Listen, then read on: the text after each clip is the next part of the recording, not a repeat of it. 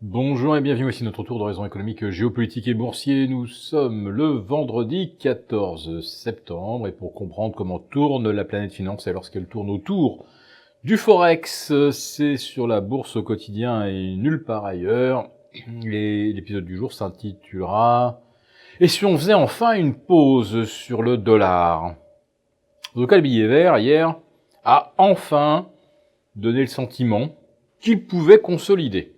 Alors, il s'est d'abord replié jusque vers un 17 contre euro, et puis il s'est ravisé. Faut quand même qu'on vous explique pourquoi. Peu après la publication de l'indice des prix aux États-Unis, en hausse certes de 0,2% au mois d'août, mais sur 12 mois glissants, on observe, contrairement à ce qu'on attendait, on observe une décrue de l'inflation de 2,9 à 2,7. Voilà qui change un petit peu la donne. Une inflation qui était partie sur une trajectoire de 3, qui n'aurait d'ailleurs surpris personne, et qui finalement se retrouve à 2,7. Bon, alors après, on peut peut-être expliquer le chiffre, avec de nombreux biais, des effets de base sur l'énergie, des entreprises qui ont peut-être un petit peu rogné sur leurs marges. Néanmoins, ça remet probablement à octobre ou novembre des spéculations sur une attitude plus offensive de la Fed. Alors donc le dollar a consolidé hier vers 1,17 et ça pourrait redonner de l'oxygène aux marchés émergents et aux devises émergentes et donner également de l'oxygène à des indices boursiers sous pression pratiquement depuis le début de l'année, à tel point qu'on en est maintenant à presque moins 20% sur les indices boursiers émergents en moyenne. Comme nous sommes peut-être à un tournant, en Turquie aussi, les choses bougent. Monsieur Erdogan a enfin accepté de voir les taux monter.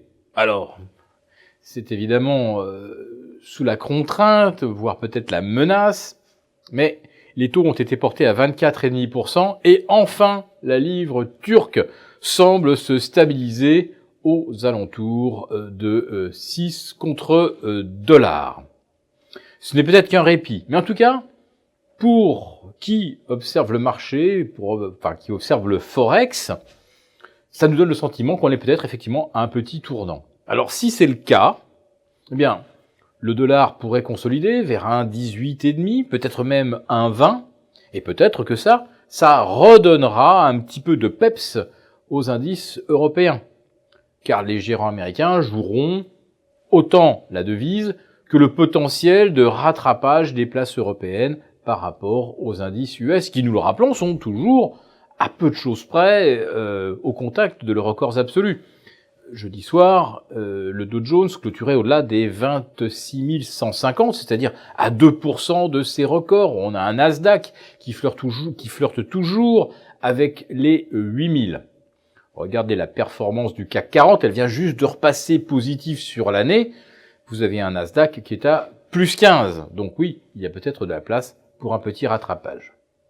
Néanmoins, nous pensons que si jamais ce sursaut survient, ça n'ira pas bien loin.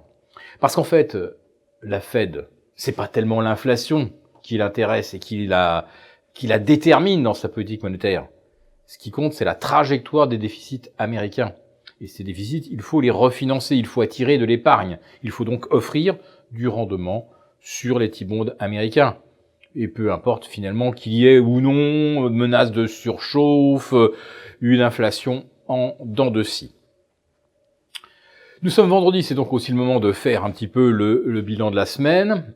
Pour le CAC 40, on va avoir quand même une progression qui tournerait aux alentours de plus 1,7 à 1,8%, si le CAC 40 en terminait aux alentours des 5350. Pour l'Eurostoxx, on serait également sur un rebond d'environ 1,5%.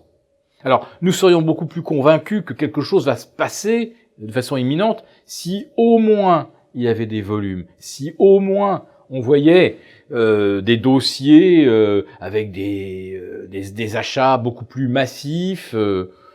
À part le rebond de Casino, on n'a pas grand-chose à se mettre sous la dent. Et encore, le rebond de Casino, il a débuté vers 25 € il y a déjà presque 10 jours. Cette semaine, On n'a pas vu de grandes rotations sectorielles. Il y a eu un petit mieux sur l'automobile hier, il y avait eu un gros trou d'air sur Valeo en début de semaine. Alors, peut-être que Valeo, ça pourrait être un choix. Un titre qui va probablement sortir du CAC 40, qui de ce fait techniquement va être un peu vendu à court terme, et c'est probablement ce que jouent ceux qui l'ont shorté. Valeo, c'est vrai, par rapport aux autres équipementiers, n'est pas très cher. Mais nous le répétons, la tendance moyen terme, à partir de la mi-septembre, ne nous paraît pas être attractive, et si ça consolide aux États-Unis, n'en doutez pas. Après 1 ou 2 jours de rotation technique en faveur des places européennes, si Wall Street corrige, toutes les places planétaires le feront aussi. Le CAC 40, l'Eurostoxx, personne n'y échappera.